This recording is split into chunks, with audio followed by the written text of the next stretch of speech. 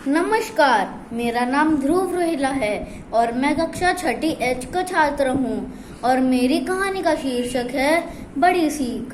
बहुत पुरानी बात है, एक आश्रम था जहाँ पर बहुत सारे बच्चे दूर दूर से शिक्षा ग्रहण करने आते थे। उन्हीं में से थे मोहन और कमल। उन दोनों की शिक्षा पूरी हो चुकी थी। आश्रम के नियम के अनुसार उन्हें अपनी शिक्षा पूरी करने के बाद अपने अपने घर जाना था। लेकिन जब वे अपने घर जाने लगे तो गुरुजी ने उन्हें अपने पास बुलाया और कहा, बच्चों, आज तुम अपनी अपनी शिक्षा पूरी करके अपने अपने घर जा रहे हो, लेकिन तुम्हें अपने घर जाने से पहले एक परीक्षा देनी होगी। इस परीक्षा में अगर तुम सफल हुए तो तुम अपने घर जा सकते हो, लेकिन अगर तुम विफल हुए तो तुम्हें यहीं रुकना पड़ेगा।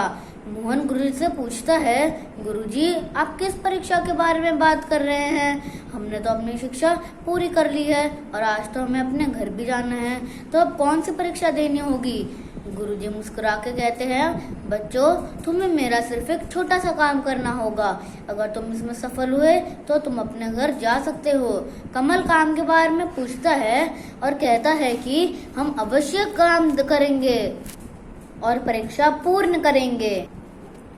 गुरुजी ने उन्हें बहुत ध्यान से देखा और मुस्कुरा के दोनों को एक कबूतर दे दिया और कहा कि बच्चों, तुम्हें इसे मारना है, परंतु तुम्हें इसे ऐसी जगह मारना है जहाँ पर कोई तुम्हें ना देख रहा हो। मोहन और कमल उस कबूतर को लेकर चले जाते हैं।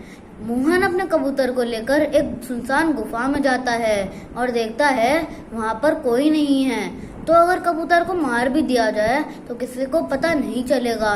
तभी मोहन उस कबूतर की गर्दन मोड़कर उसे मार देता है और गुरुजी के पास जाकर कहता है, गुरुजी, मैंने इस कबूतर को मार दिया है, मैं इस परीक्षा में सफल हो चुका हूँ, तो अब तो मैं अपने घर जा सकता हूँ ना?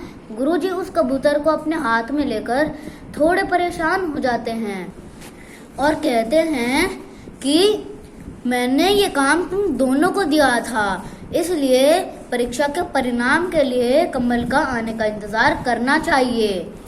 शाम हो गई थी, अंधेरा भी घिर गया था और कमल अभी तक नहीं आया था। गुरुजी को उसकी चिंता होने लगी थी। तभी गुरुजी को कमल दूर से आता हुआ दिखाई देता है और गुरुजी कहते हैं कि अभी कमल आ रहा है, तभी मैं अपने परीक्षा के परिणाम की घोषणा कर दूंगा। कमल आकर गुरुजी को प्रणाम करता है तो गुरुजी उससे पूछते हैं, इतनी देर कैसे हो गई और तुम्हारे हाथ में ये कबूतर जिंदा कैसे हैं?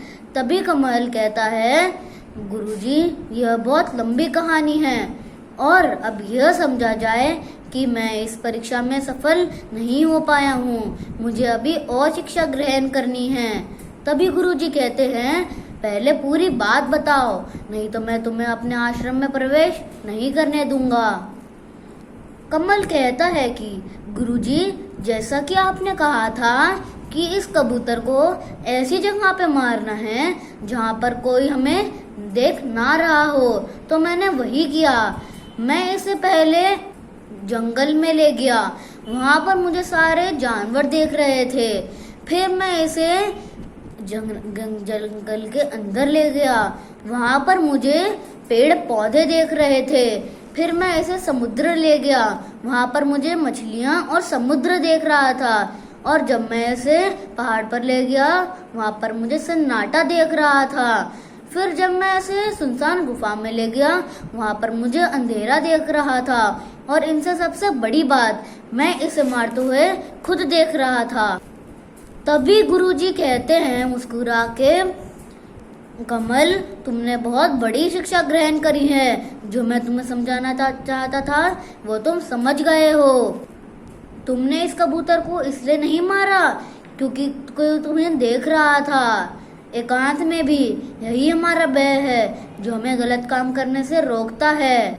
अगर हम कोई गलत काम करने से पहले ये सोच लें कि हमें कोई ना कोई देख रहा है तो हम गलत काम नहीं करेंगे। तभी मोहन को अंदाजा हो जाता है कि उसे भी और शिक्षा ग्रहण करने की जरूरत है, इसलिए वह चुपचाप आश्रम में चले जाता है। वही कमल अपने घर चले जाता है। इस कहानी से हमें यह शिक्षा मिलती है कि हमें कोई भी गलत काम करने से पहले 10 बार सोचना चाहिए। धन्यवाद।